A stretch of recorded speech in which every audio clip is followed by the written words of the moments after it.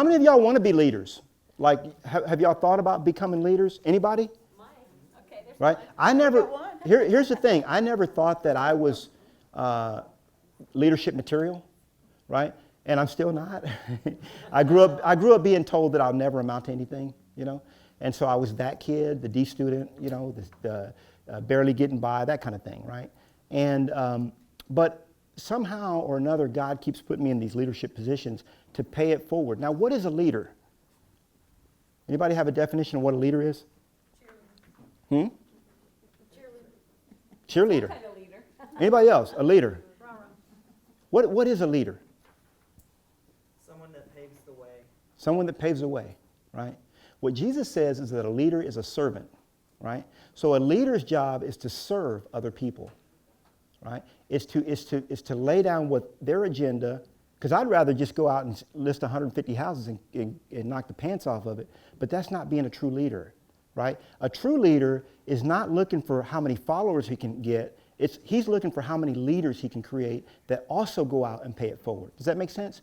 And so this is what I found that Diane and Melanie do.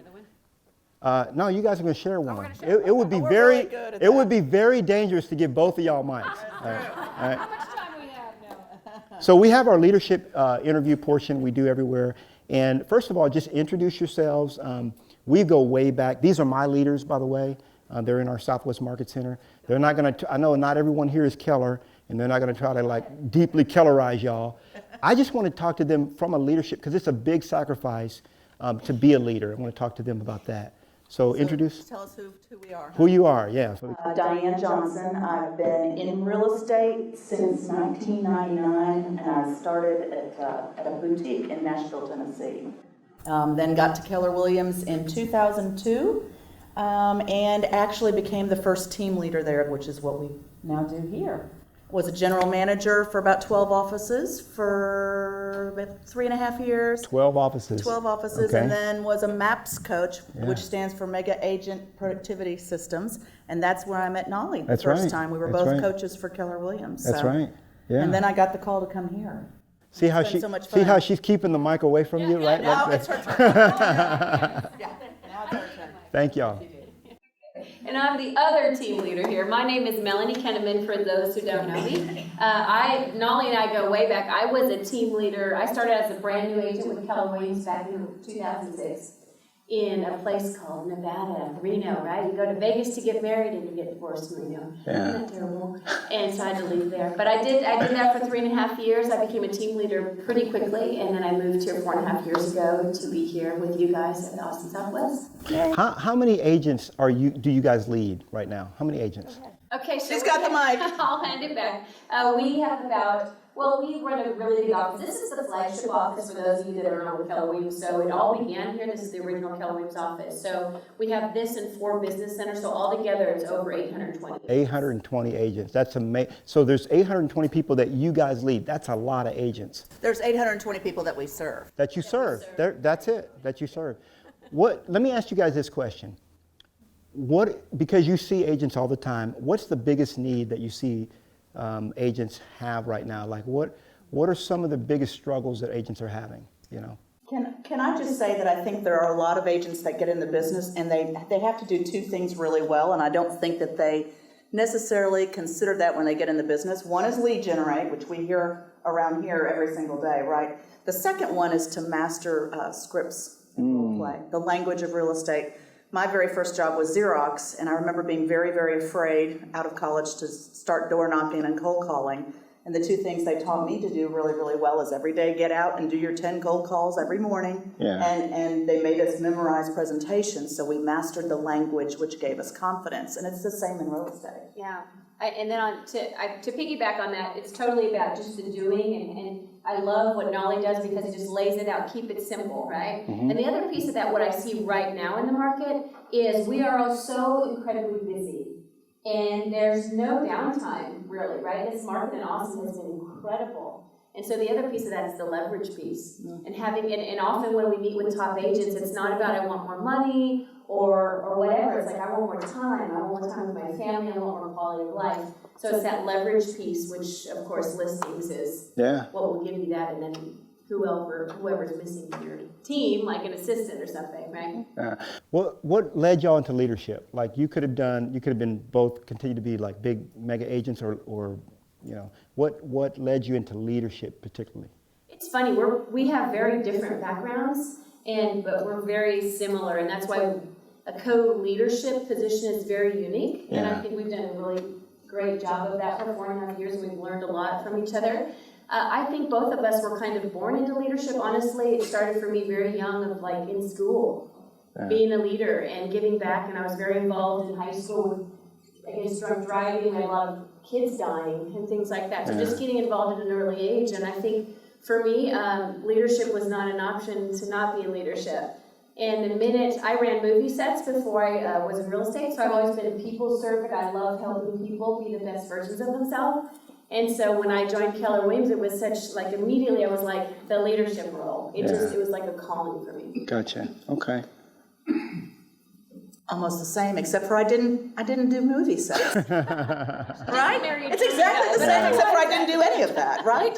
I had a really great parent when I was in college, and I just remember my mom always encouraging me to take risks, and so I got very involved and I put myself out there to do things. Yeah. And when I came to Keller Williams, I remember thinking that we went without, as we launched our office, we had no team leader at all for 5 months. And my operating principal interviewed, he said something, I think 24 people. And I was just sitting there going, I'm your perfect candidate. I just knew it. And it is a calling, and it's a fate thing, and I think it's a God thing. Yeah. You know, as leaders, and many of you, I say this because many of you are leaders, and you're shunning the leadership position.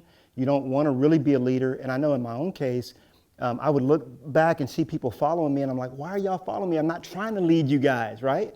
And if you've had those kinds of experiences, or you do feel like the Lord's tugging in your heart to step up to the plate and give back, why not, right? Why not? And my biggest challenge was walking away from a $600,000, $700,000 income as an agent and say, Lord, I don't think that this is the right fit for me, you know, because leadership, I don't know how I'm going to make money, right? You ever had that? Like, I don't know how there's any payment in it, right?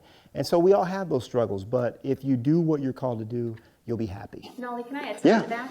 And I would also say, even if you're not interested in leadership, or you don't think that's your path, whether you know it or not, you are a leader in your life every day. Whether you're a leader for your children, your clients you work with, right? So you are a leader, and are you showing up as one? That would be the question. Yeah.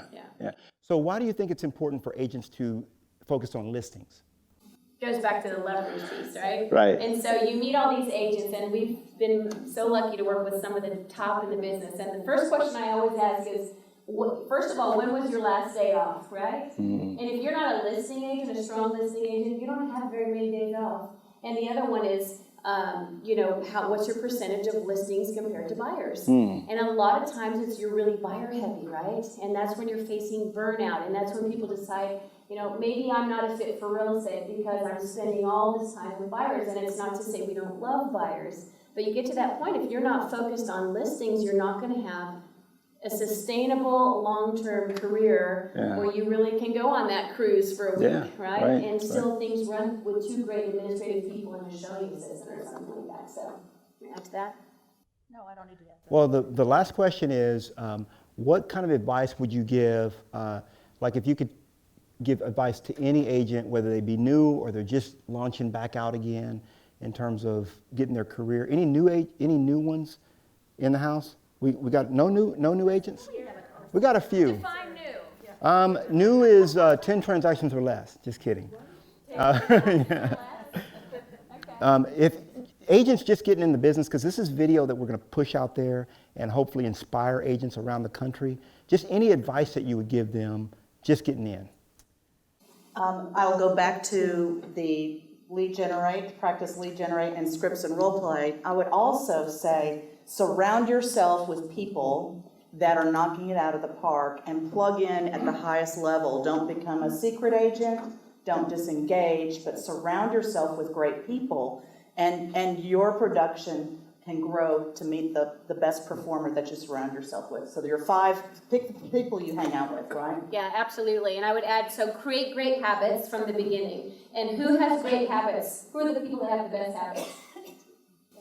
The leaders. People that are succeeding at a Yeah, very they're high successful. level because they've become very disciplined, right? And habits are hard to form, they take a long time, and they're painful. So I would say for people that are getting into business, or some of you that maybe you're struggling out there, you pay attention to what am I doing every day? What are my habits? How am I showing up every day? The lead gen, it just has to become what you do. Because a lot of times we're drawn to things we're really good at. Like, I love working on the website, I just love this. But it's not a revenue-producing activity, which is how many people did you talk to today? Yeah. And finding your niche, like you talk about your niche. My lead gen is not going to be the same as somebody else that's a cold caller. I'm a people person, so I knew I need to get in front of people. So open houses, door knocking, I knew that was natural for me.